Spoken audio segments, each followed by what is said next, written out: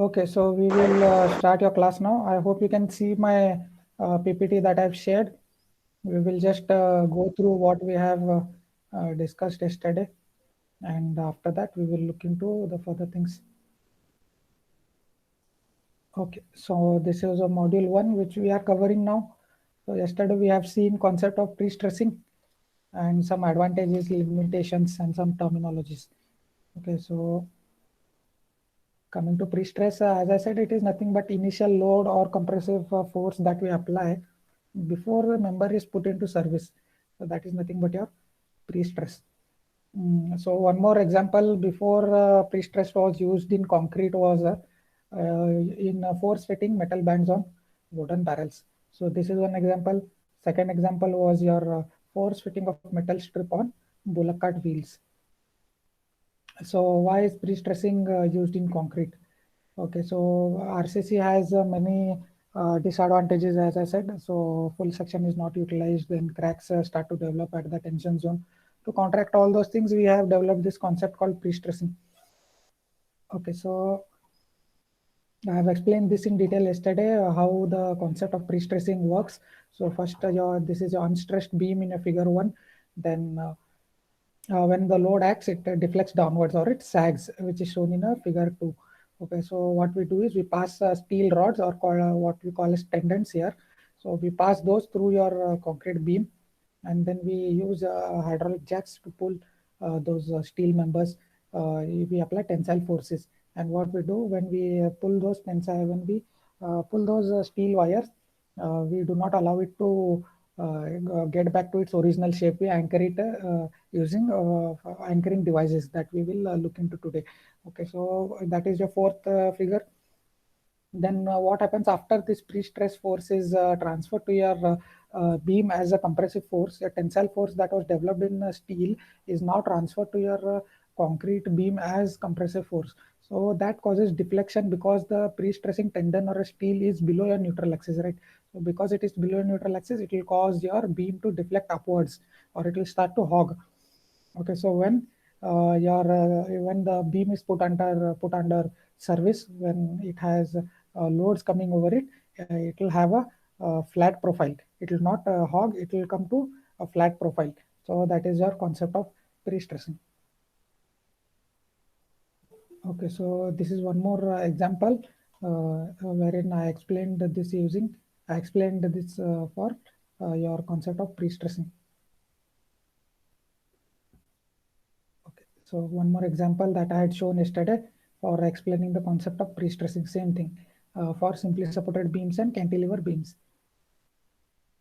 Okay, so this is what is pre-stressing, concept of pre-stressing. It is basically concrete in which predetermined internal stresses of suitable magnitude, right? Of suitable magnitude we design for the coming loads, and as per that we apply the pre-stress and in correct direction. That is, we apply tensile forces to steel, and then it is transferred to concrete as compression.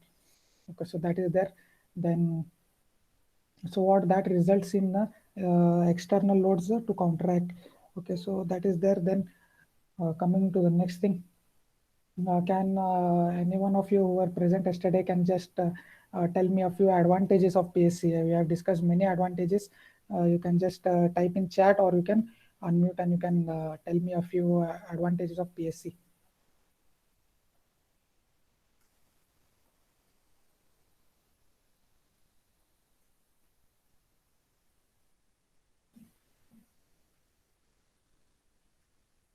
Come on, quick. I need someone to just tell me what are the advantages, if not all, but you can just tell me at least one advantages of PSC. Sir, it gives warning before failure, sir. Okay, so that is there. PSC members, like RCC members, gives warning before your failure of your PSC member. Okay, so Vinayak Pujari has answered correctly. Next, any other advantage you can think of? Others? It has long durability. Durability. Uh, Yes, because there are no tension cracks that are occurring in the soffit part of a beam, right? So the durability is increased, right? Correct answer for Prerna. Next, any other you can think of others? So Sanju is saying long-term durability, same, right? Sanju, what Prerna has told us, durability, as I said, because the whole section is utilized. Then Sanket is saying it can reduce volume of concrete. So what he is trying to say is the dead load will be reduced because the sections are smaller compared to RCC equivalent, right?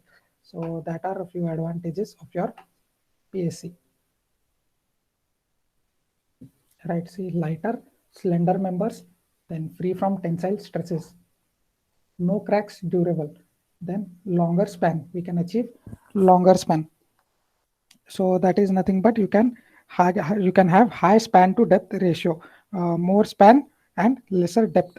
Okay, and this can be useful for bridges where we want column free spaces like halls where we do not need columns in betweens. So that is where you can use this PSC. Then for the same span, lesser depth compared to RC members, right? So what that will result in is reduction in self weight. Then it will give us more aesthetic appeal, and hence it will be more economical.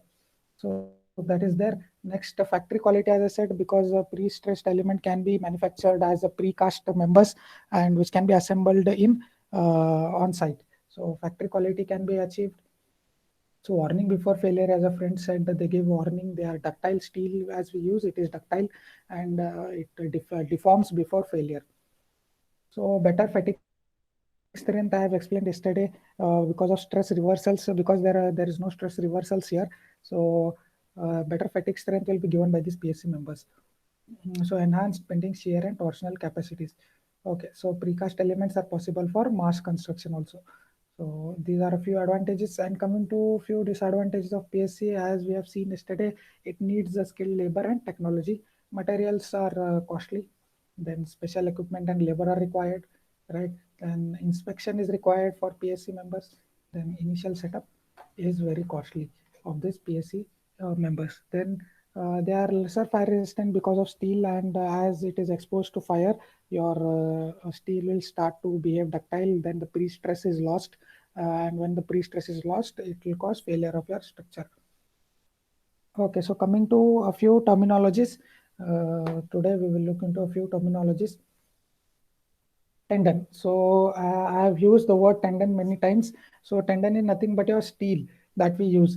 So a stretched element used in concrete to impart pre-stress to the concrete, right? That is what is a tendon. As you can see in the image, we have combination of steel wires which are bonded together, and these are usually odd in number. You can see the first bar is has three wires bonded together, and all the rest have 1, 2, 3, 4, 5, 6, 7.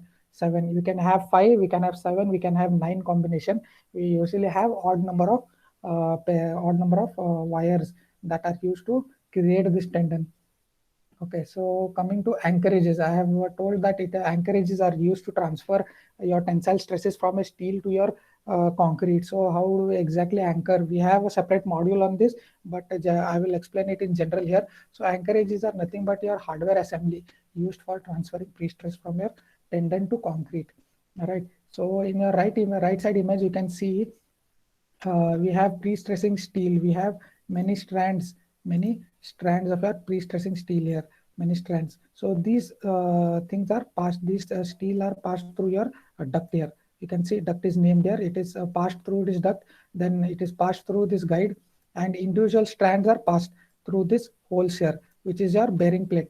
As the name suggests, bearing plate, it transfers your forces, tensile forces to your concrete in bearing, right? So individual strands are passed from here. Suppose this is one individual strand, it is passed from here, it is passed through one of these grips. Okay, and when these grips and this bearing plate is attached here, it does not allow this steel to slip and get inside, right? So that is how your anchorages work. And once it is assembled, it will look like this figure here, bottom figure here to your left. So it will look like this. Okay, so this is your separate parts of separate parts, and once it is assembled, it will look like your this thing left figure. So individual strands here, they have named. This is your wedge which holds your steel or a strand in place and does not allow it to go inside and slip. Okay, so this is your anchor head. Then this part is called your trumpet. This part is trumpet. Then this is your sheet or a duct. Okay, so this is anchorage. Okay, so coming to materials used in PSC, as I told, special materials are required for PSC beam, maybe PSC members, casting of our PSC members.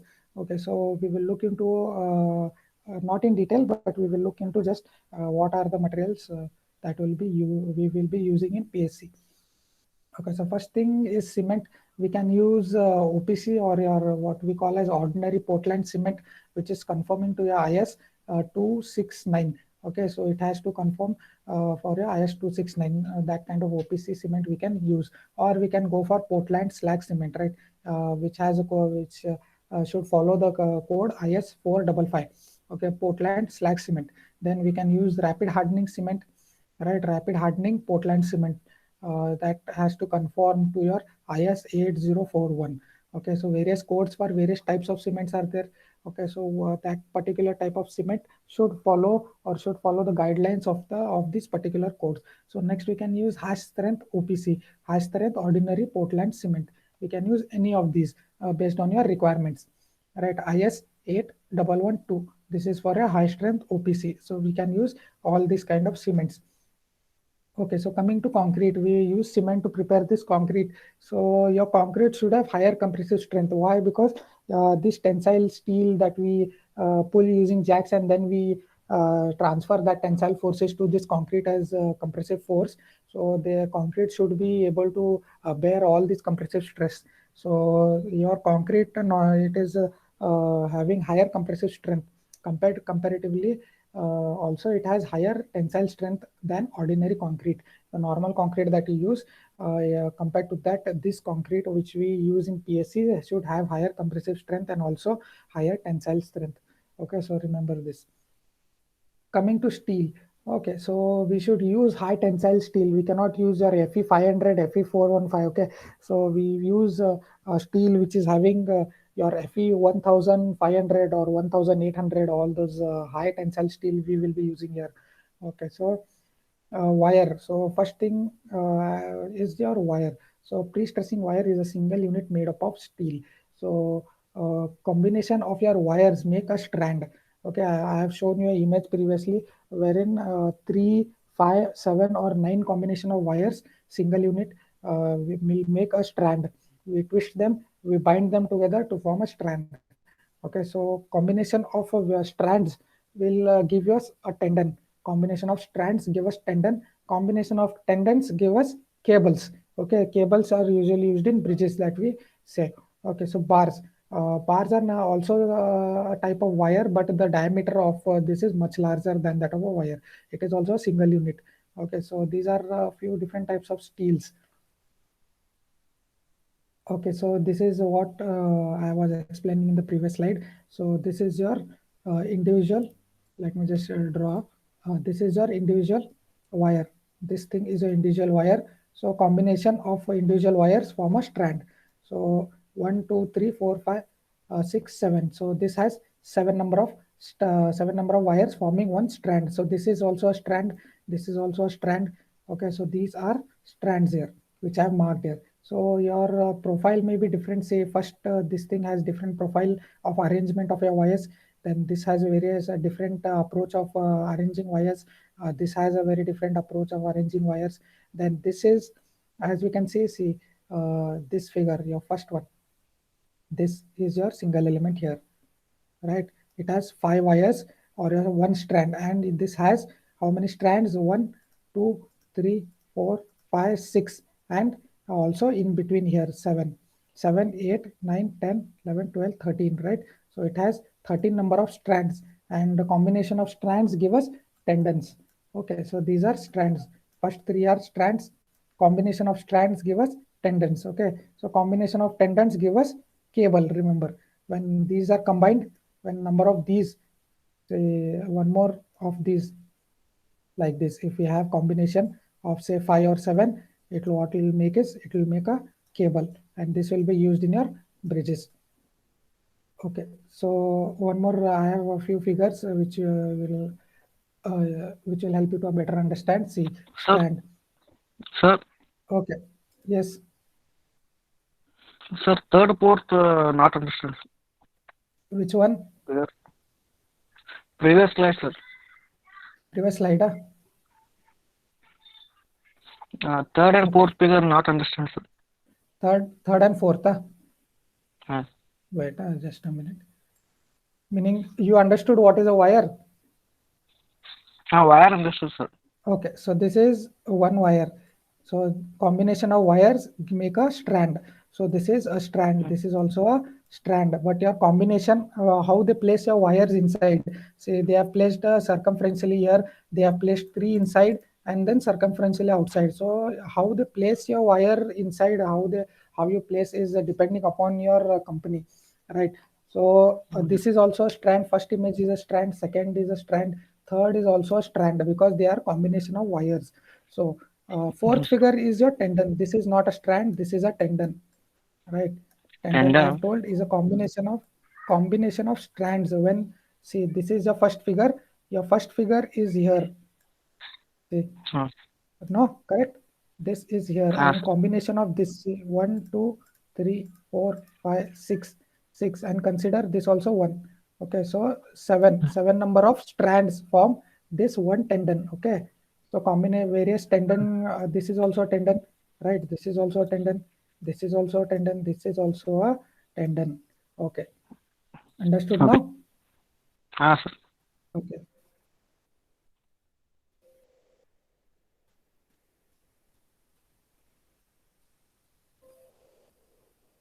Okay, just a minute. I will present now. Accidentally, I have exited.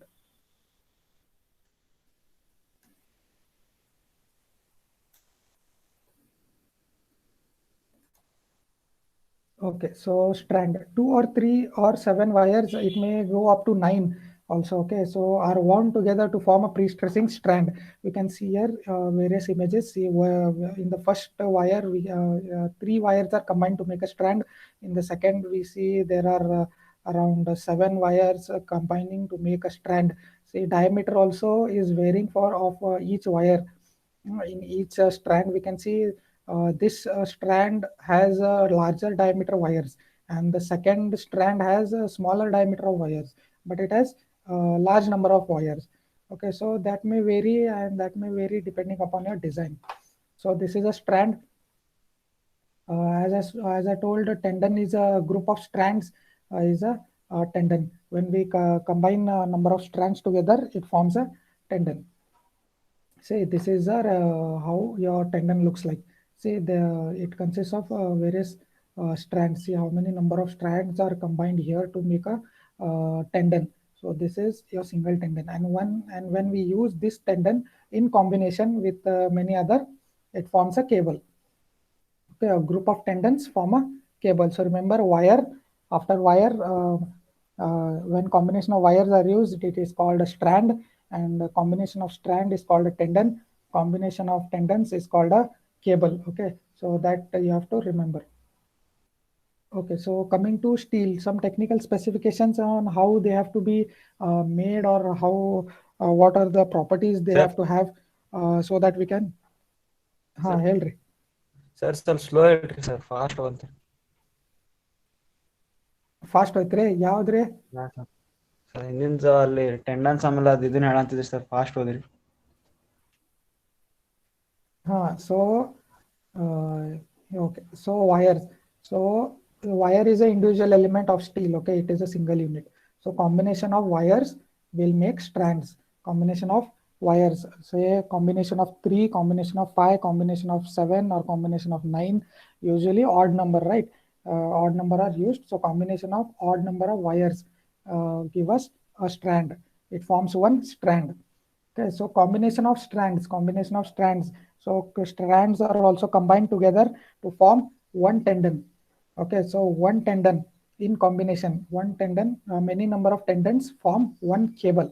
Okay, so these are wires. Starting from wires, many number of wires form a strand, many number or combination of strands form a tendon. and the combination of tendons form one cable. Okay, so in the end, we want cable, or we use tendons. We usually do not use wires or strands. Okay, individually we use tendons or we use cables. Okay, so whenever you come to example or numericals, when we will be solving, it will be mentioned as strand, it will be mentioned as tendon, or it will be mentioned as cable, a pre-stressing cable, a pre-stressing tendon, like that it will be mentioned. Okay, so just remember, combination of wires will form strand, combination of strands will form tendons, combination of tendons will form cables. Okay, so wire and bar is also same, but bar, the diameter will be more. Okay, that is the only difference between wire and a bar. Wire will have a very small diameter, but your bar will have a larger diameter. That is the only difference. Okay, so I have explained this. This is in this image you can see strand, combination of wires. Many combinations give us strands.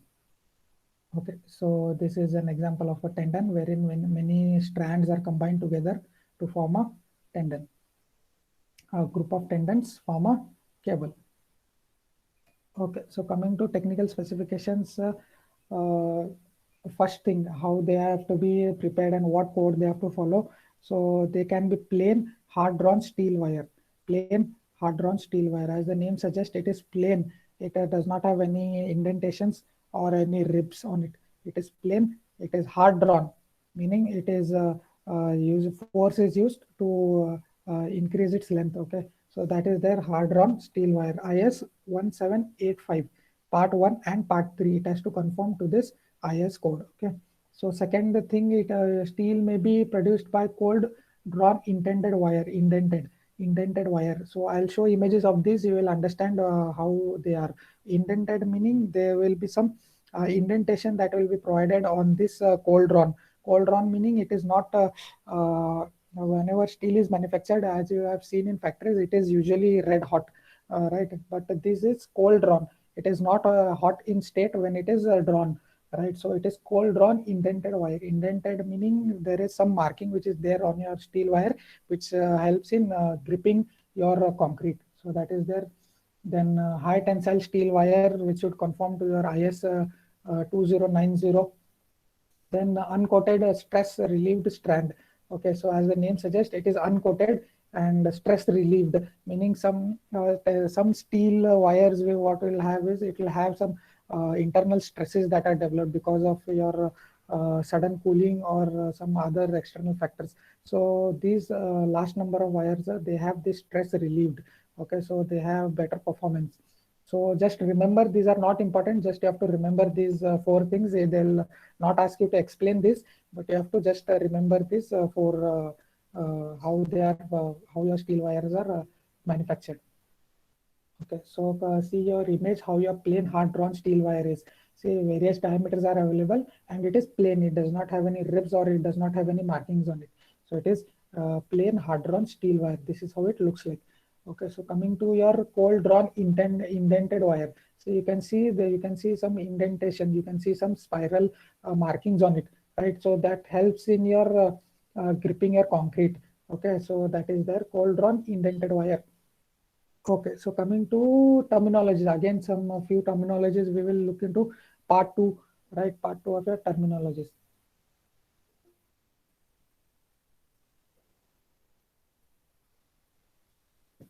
Okay, so what do we mean by this bonded tendon? We will be using these terms called bonded and unbonded.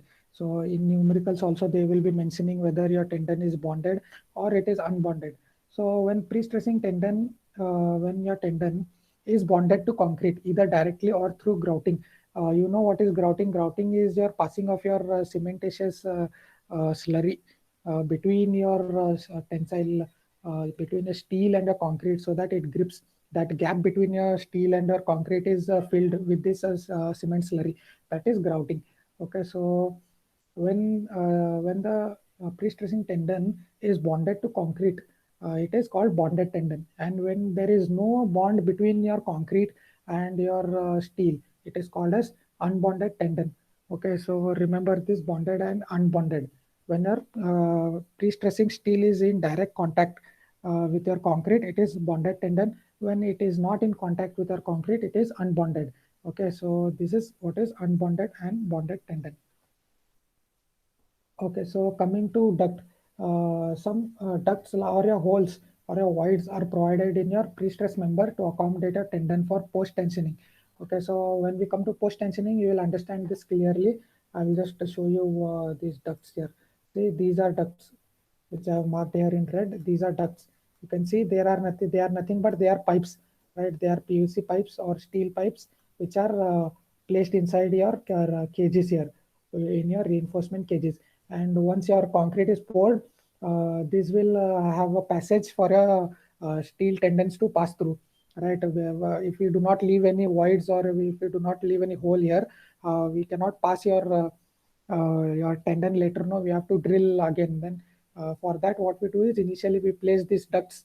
Then after curing, after your pouring of concrete, after curing, then we pass our steel through these ducts or your holes, and then we apply pre-stress. So that is why these ducts are passed through. Okay, so this is usually used in post-tensioning and not in pre-tensioning. And I will explain what is pre-tensioning, post-tensioning when we come to types of pre-stressing.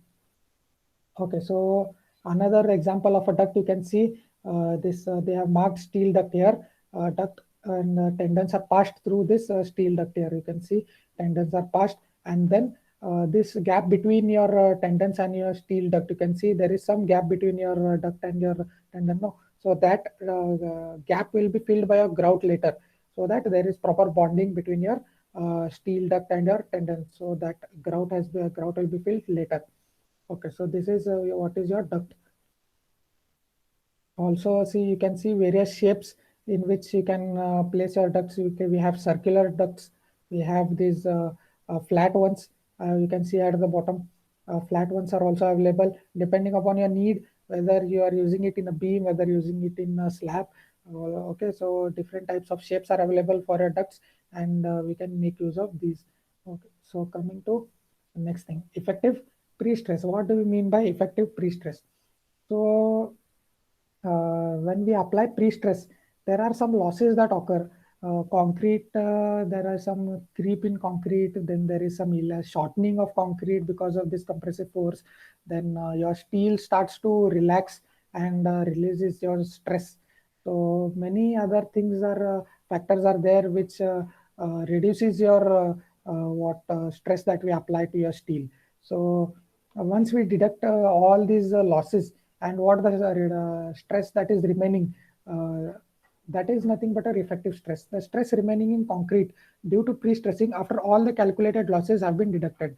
So we design it for some amount of stress, and when we apply that stress, there are some losses that occur. So we have to take into account that losses and then also add that losses and during your design, so that your effective pre-stress is equivalent to your loads that are coming on. Okay, so this is our effective pre-stress. Your stress is remaining in concrete due to pre-stressing after all the calculated losses have been deducted. You will understand this effective pre-stress when we come to your second module, wherein your entire module is for losses in pre-stress. We will deal with this effective pre-stress in that in detail. Okay, so you will understand it there better. So elastic shortening of concrete. So shortening of member caused by application of forces induced by pre-stressing. Okay, so shortening of members caused by application of forces induced by pre-stressing. When we apply a pre-stress or a compressive force, what happens is your concrete member starts to shrink. It starts to shorten in length, right? So that is nothing but an elastic shortening. So what I mean by elastic is when we release this pre-stress, it will regain its original size, right? So that is what is elastic shortening of concrete, shortening of member caused by application of forces induced by pre-stressing.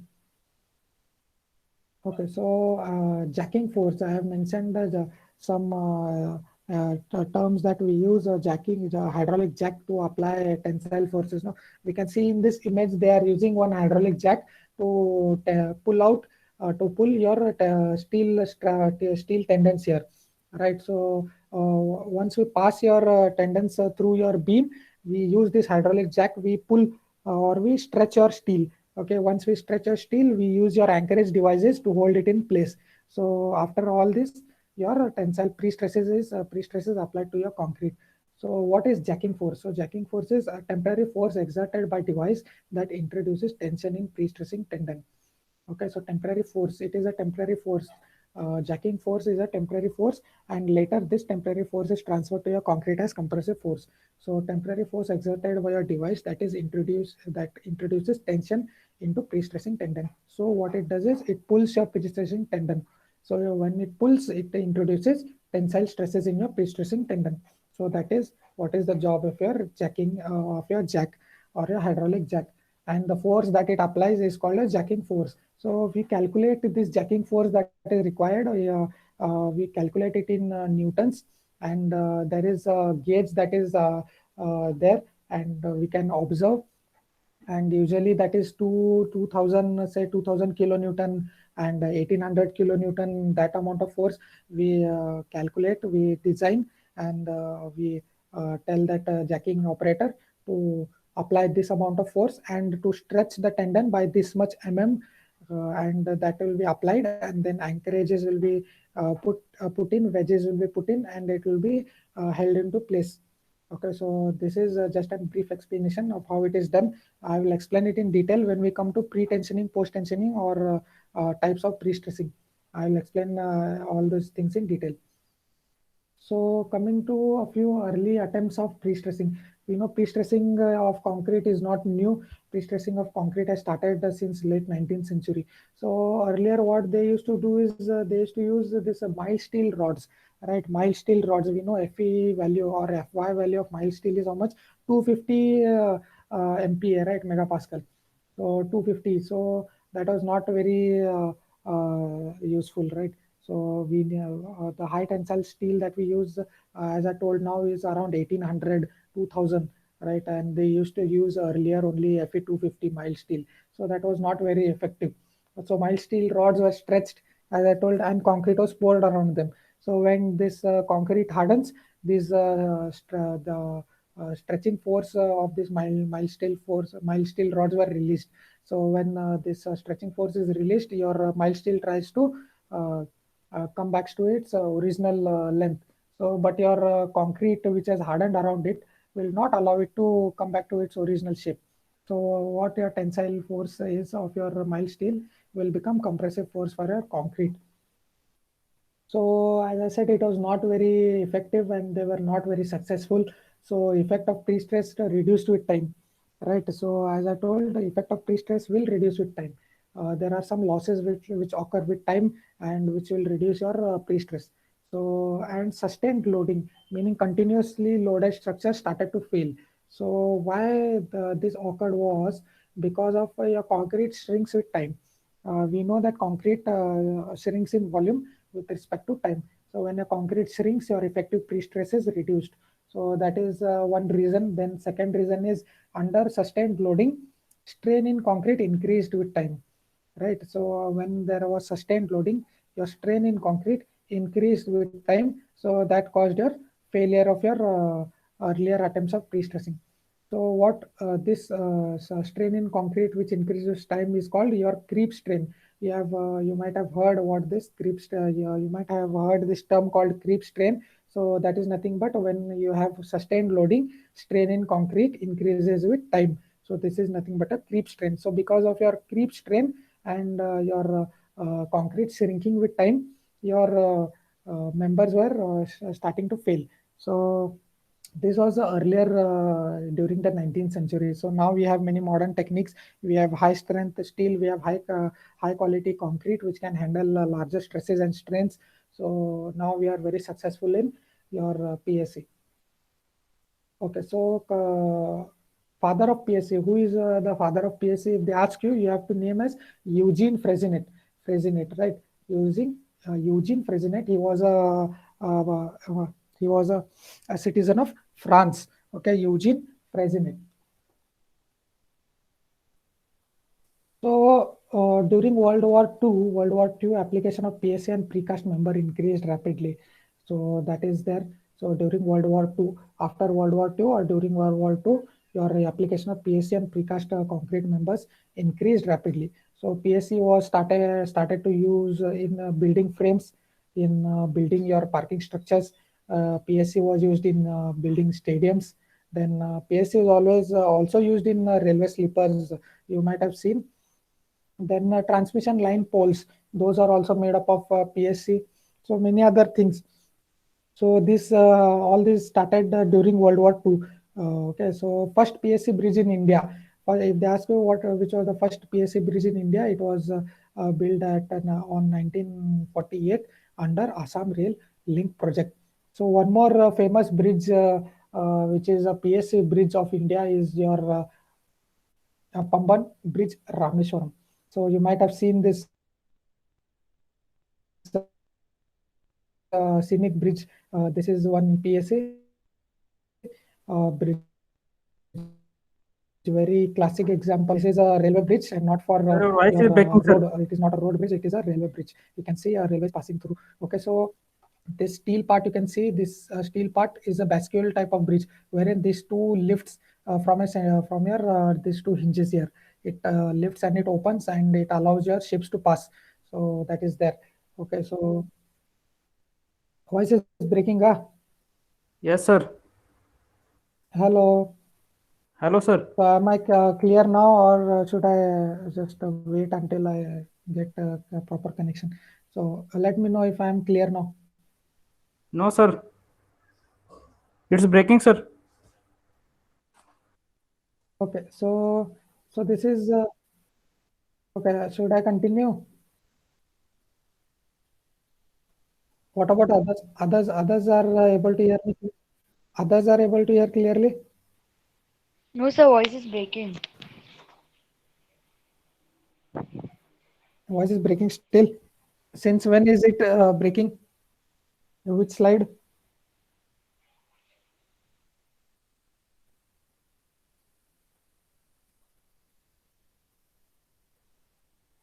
You can just let me know from which slide should I repeat.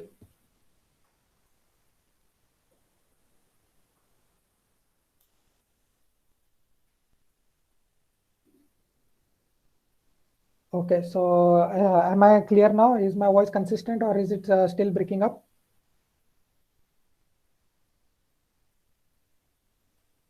No, sir. It's breaking, sir. Is it clear? No, sir. Okay, so the thing is, we have also ended the class now. So this is it. So we will, I think we have network issues here. So in the next class, we will be studying a few requirements of PSC members, then necessity of high strength concrete and steel, stages of loading, types of pre-stressing, tensioning devices. All these things we will be studying in our next class. Okay. So you can just type in your attendance now. You can type in your attendance. Then start typing your attendance.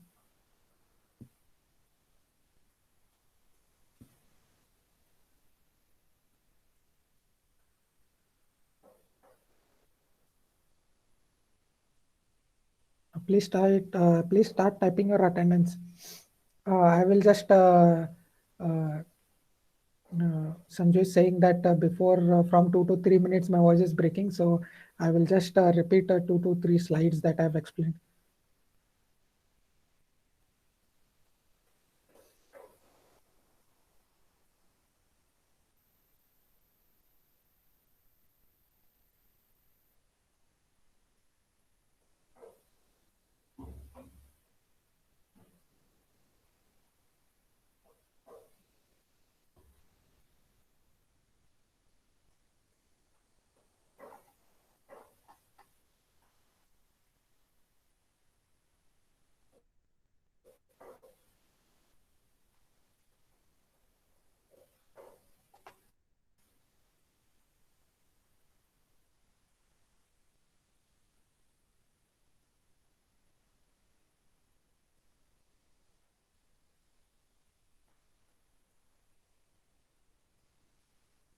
Okay, so should I explain the previous slides so that because my voice was breaking, or should we do that in the next class? Sir, next class, sir. Should I explain it from here, or should I next class? I'll explain it in the next class. Okay, I'll revise it in the next class. Okay.